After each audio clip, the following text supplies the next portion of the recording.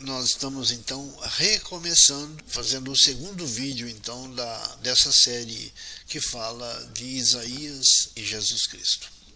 Tá legal? Então vamos continuar o vídeo anterior. Nós pecamos, mas foi ele que morreu, diz o Isaías. Nós pecamos, mas ele é quem pagou. Isaías 53, versículo 6 diz o seguinte: todos nós nos desviamos como ovelhas, deixamos os caminhos de Deus para seguir os nossos caminhos. E, no entanto, o Senhor fez cair sobre ele o quê? Os pecados de todos nós. O maior sofrimento de Cristo foi carregar os pecados que caíram sobre ele.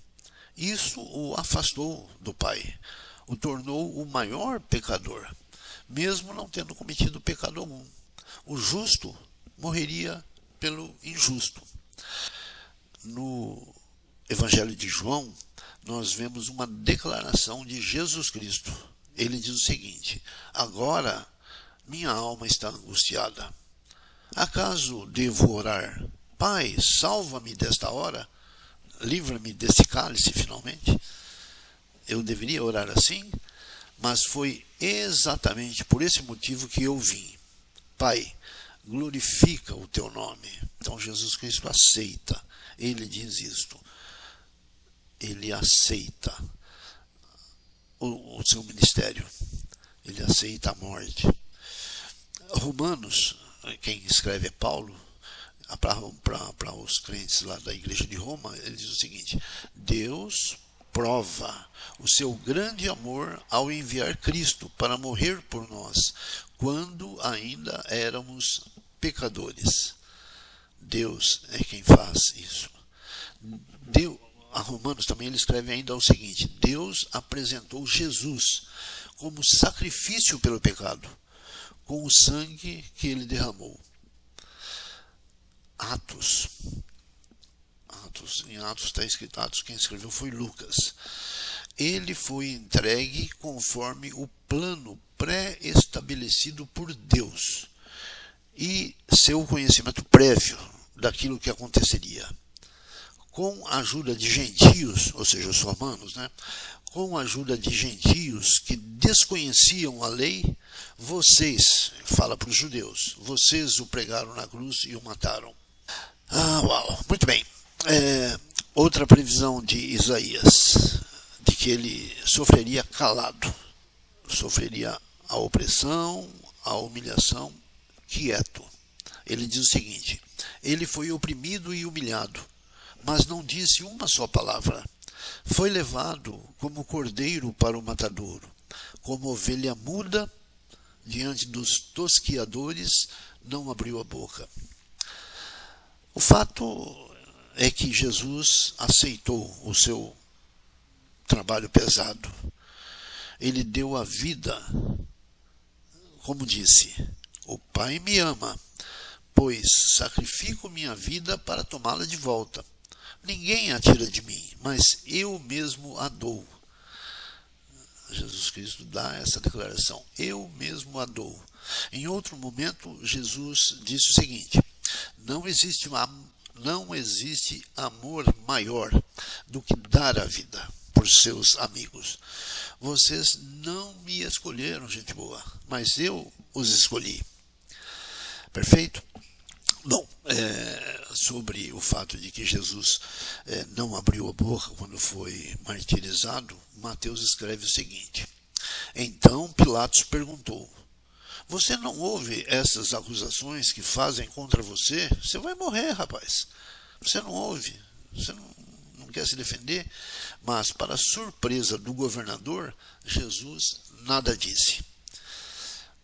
Mateus ainda faz outra revelação.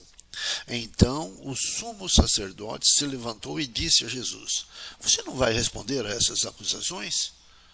O que tem a dizer em sua defesa? Jesus, porém, permaneceu calado. Outra previsão que se cumpriu, a previsão de Isaías 53, versículo 9, diz o seguinte: não havia cometido nenhuma injustiça e jamais havia enganado alguém. Ele está se referindo a Jesus Cristo. Ainda assim foi sepultado como criminoso, colocado em um túmulo de um homem rico.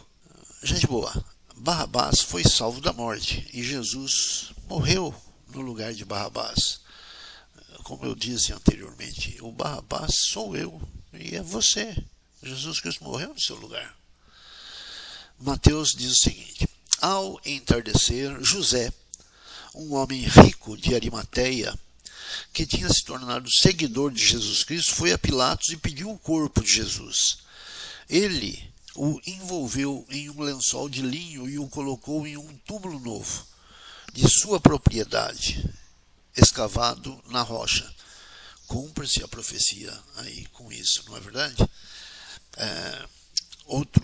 Outra citação de Mateus: 2 criminosos foram crucificados com ele, um à sua direita e outro à sua esquerda. Ou seja, ele foi crucificado como se fosse um criminoso, né?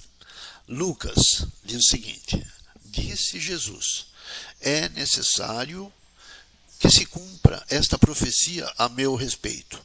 Ele foi contado entre os rebeldes.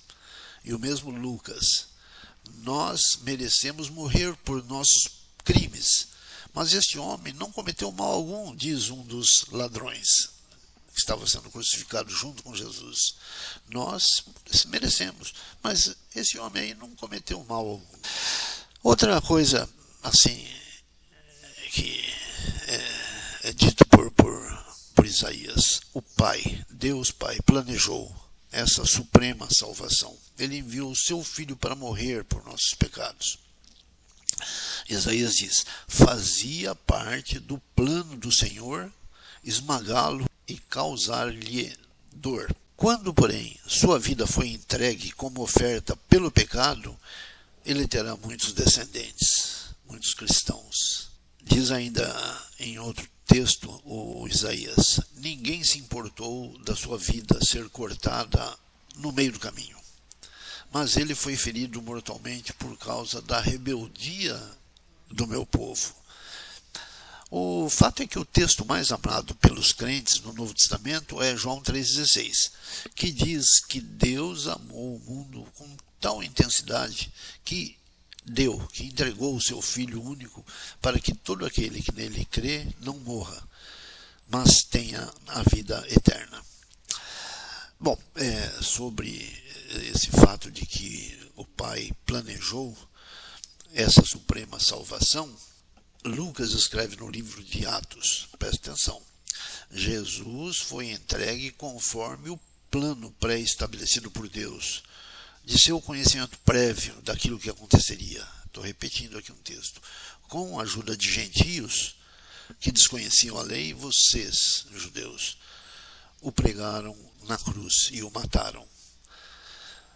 Mateus diz: pois nem mesmo o Filho do Homem veio para ser servido, mas para servir e dar sua vida em resgate de muitos. Paulo escreve aos Coríntios: Cristo morreu pelos nossos pecados. Simples assim. Cristo morreu pelos nossos pecados, como dizem as Escrituras. Isaías ainda fala o seguinte: que ele tornaria justo aquele que era injusto. Diz o seguinte: por causa de tudo que meu servo justo passou, ele fará que muitos sejam considerados justos, pois levará sobre si os pecados deles. Bem, nós já dissemos isto antes. Não somos justos perante Deus, mas somos justificados. Ou seja, tornamo-nos justos, somos feitos justos e aceitáveis para a vida eterna, porque Deus pagou o preço por nossos pecados, ou seja, a morte física e a separação do Pai. Ele pagou o preço. Na morte ele exclama: meu Deus, por que me abandonaste? Vamos conhecer alguns textos que falam sobre isso. Romanos diz o seguinte: pois Cristo é o propósito para o qual a lei foi dada. Como resultado, todo o que nele crê é declarado justo. Pedro diz: pois Cristo também sofreu por nossos pecados, de uma vez por todas. Embora nunca tenha pecado, morreu pelos pecadores, a fim de conduzi-los a Deus. Paulo, escrevendo aos Romanos: pois todos pecaram e não alcançam o padrão da glória de Deus. Mas ele, em sua graça, nos declara justos. Por meio de quem? Por meio de Jesus Cristo, que nos resgatou do castigo por nossos pecados.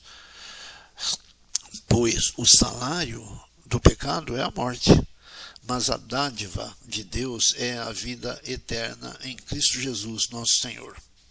Aos Gálatas, Paulo escreve: mas Cristo nos resgatou da maldição pronunciada pela lei, tomando sobre si a maldição por nossas ofensas. Pois as Escrituras dizem: maldito todo aquele que é pendurado no madeiro, que é crucificado. Jesus seria considerado como bandido e intercedeu pelos que o mataram. Diz o Isaías o seguinte: foi colocado entre os rebeldes, levou sobre si a culpa de muitos e intercedeu pelos pecadores. Morreu em uma cruz maldita, eu que estou dizendo isso agora, morreu em uma cruz maldita, reservada para criminosos. Mas do alto dessa mesma cruz pediu que o Pai perdoasse seus algozes. Marcos diz: 2 criminosos foram crucificados com ele, um à sua direita e outro à sua esquerda. Assim, cumprindo-se as escrituras que diziam: ele foi contado entre os rebeldes. Em Lucas está registrado o que Jesus disse. Jesus disse: Pai, perdoa-lhes, pois não sabem o que fazem. E os soldados tiraram sortes para dividir entre si as roupas de Jesus. Bom, é isso aí. Terminamos aqui aquilo que eu pretendia, e eu vou apenas lembrar para vocês um texto. Jesus foi a pedra fundamental da igreja. Isso também foi previsto por Isaías. Vejam, diz Isaías, vejam, ponho em Sião uma pedra angular, uma pedra firme e testada. É uma pedra angular preciosa, sobre a qual se pode construir com segurança. Quem crer jamais será abalado. Pedro diz: vocês têm se aproximado de Cristo, a pedra viva. Olha como está cumprida a promessa. As pessoas o rejeitaram, mas Deus o escolheu para lhe conceder grande honra. E vocês também são pedras vivas, com as quais um templo espiritual é edificado. Além disso, são sacerdotes santos. Vocês são povo escolhido, reino de sacerdotes, nação santa, propriedade exclusiva de Deus. Assim vocês podem mostrar às pessoas como é admirável aquele que os chamou das trevas para a sua maravilhosa luz. Em Atos, Lucas escreve: a pedra que vocês, os construtores, rejeitaram, se tornou a pedra angular. Não há salvação em nenhum outro.